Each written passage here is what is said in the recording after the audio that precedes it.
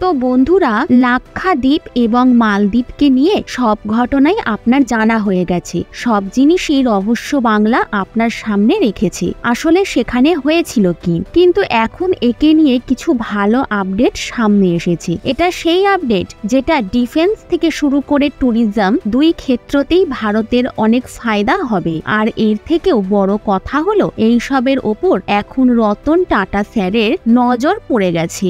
আর এখন tata group লাক্ষাদ্বীপে অনেক বড় কিছু করতে চলেছে। চলুন ভিডিওটির পরবর্তীতে জেনে নিই কি খবর সামনে বেরিয়ে এসেছে। বন্ধুরা, আমি সুতপা আর সাথে অনলি বাংলা। বন্ধুরা, এটা ভারতের সৌভাগ্য যে ভারতের দুই দিকেই যেখানে সামুদ্রিক এলাকা রয়েছে সেই দুই এলাকাতেই আমাদের কাছে আইল্যান্ড মজুদ রয়েছে। আমরা এই আইল্যান্ডের ব্যবহার এই স্টার্টিং এয়ারক্রাফট ক্যারিয়ার স্থাপনে করতে পারি। অর্থাৎ এই এরিয়াতে আমরা এয়ার স্ট্রিটকে যদি ডেভেলপ করে দিই, যেটা অনেক কম খরচেই তৈরি হয়ে যাবে, এরপরে আমরা আমাদের ভারী ভারী বিমান, ফাইটার জেট অথবা আমাদের ফিউল ট্যাঙ্ক, ইভেন আমাদের বড় সাইজের ট্রান্সপোর্ট বিমান ডিপ্লয় করতে পারি। আর এটা দুই দিক দিয়ে আসা কোনো বিপদকেই ভারত পর্যন্ত পৌঁছতে দেবে না। একদিকে এটা চীনকে কাউন্টার করতে পারবে আর অন্যদিকে এটা পাকিস্তানকেও কাউন্টার করতে পারবে। অর্থাৎ একদিকে লাক্ষাদ্বীপ আর অন্যদিকে আন্দামান নিকোবর। তো বন্ধুরা, যেটা আমরা সবাই জানি, আন্দামান ও নিকোবরকে ডিফেন্সের দিক দিয়ে অনেক শক্তিশালী করে দেওয়া হয়েছে। আর সেখানে যে ডিফেন্স এস্টাবলিশড করা হয়েছে সেটা যথেষ্ট বড় স্কেলেই রয়েছে। কিন্তু যদি লাক্ষাদ্বীপের কথা বলা হয় তাহলে ট্যুরিজম ছাড়াও আমাদের আরো একটি প্ল্যানিং ছিল।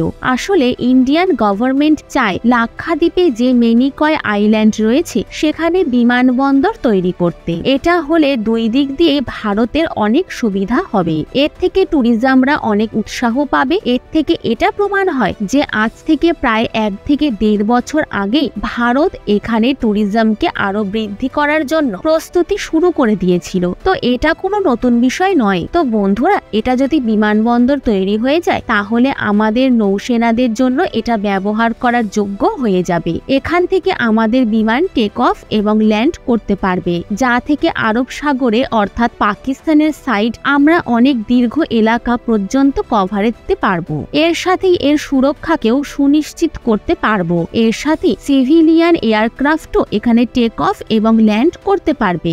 অর্থাৎ সামান্য পরিমাণ টাকা খরচ করেই আমরা দুটি বড় বড় কাজ এখানে সম্পূর্ণ করতে পারবো। এখন এই বিমানবন্দরের বিকাশের জন্য যে প্রথমে প্রস্তাব দেওয়া হয়েছিল সেটাকে পুনরায় ওপেন করার প্রস্তুতি নিচ্ছে ইন্ডিয়ান গভর্নমেন্ট। আর এটাকে চালু করার জন্য সরাসরি প্রস্তাব দেওয়া হবে নতুনভাবে। বলা হচ্ছে এখানে সবার প্রথমে বিমানবন্দরকে তৈরি করা হবে। আর আমাদের নৌসেনার সাথে সাথে কোস্টগার্ডও অনেক উৎসুক রয়েছেন লাক্ষাদ্বীপে বিমানবন্দরকে তৈরি করতে। যদিও এমনটা নয় যে লাক্ষাদ্বীপে এখনো পর্যন্ত কোনো এয়ার স্ট্রিট মজুদ নেই। আপনাদের বলে রাখি, বর্তমান সময়ে আগাতি ক্ষেত্রতে একটি এয়ার স্ট্রিট মজুদ রয়েছে আর এটাকে অনেকটা পর্যন্ত ব্যবহারও করা হচ্ছে।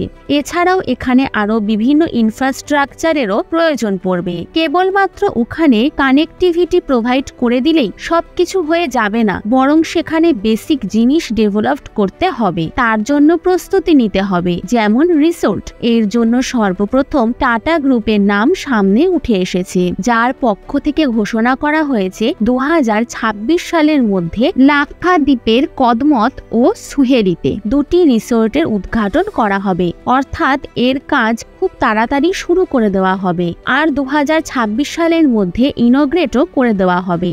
আর আপনাদের বলে রাখি, এর প্রস্তুতি অনেক দীর্ঘ সময় ধরেই করা হচ্ছিল। আসলে বলা হচ্ছে গত বছরই টাটা গ্রুপের সহায়ক কোম্পানি ইন্ডিয়ান হোটেলস কোম্পানি এরা লাক্ষাদ্বীপের মধ্যে তাজ ব্র্যান্ডেড রিসোর্টের একটি পরিকল্পিত প্রজেক্টে হস্তাক্ষরও করেছেন।